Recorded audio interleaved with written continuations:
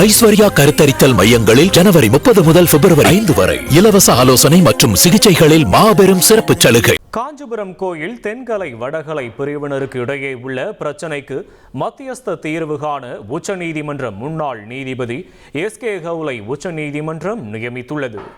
காஞ்சிபுரம் அஷ்டபுஜ பெருமாள் கோயிலில் வடகலை மற்றும் தென்கலை பிரிவினரிடையே வேத பாராயணம் பாடுவதில் நீண்ட காலமாக பிரச்சனை நிலவி வருகிறது. இது தொடர்பாக சென்னை உயர்நீதிமன்றத்தில் வழக்கு தொடரப்பட்டு விசாரணையும் நடைபெற்று வருகிறது. இந்நிலையில் வைகுண்ட ஏகாதசி தினத்தன்று சொர்க்கவாசல் திறக்கப்பட்ட போதும் பிரபந்தம் பாடுவதில் தென்கலை மற்றும் வடகலை பிரிவினர்களிடையே மோதல் ஏற்பட்டது. இந்த விவகாரம் தொடர்பாக தாக்கல் செய்த மனுவை விசாரித்த உச்சநீதிமன்றம் தென்கலை வடகலை பிரிவினருக்கு இடையே உள்ள பிரச்சினைக்கு மத்தியஸ்த தீர்வு காண முன்னாள் நீதிபதி எஸ்.கே. கவுலை நியமித்து உத்தரவிட்டுள்ளது. ஐஸ்வர்யா கருத்தரித்தல் மையங்களில் ஜனவரி 30 முதல் பிப்ரவரி 5 வரை இலவச ஆலோசனை மற்றும் சிகிச்சைகளில் மாபெரும் சிறப்பு சலுகை.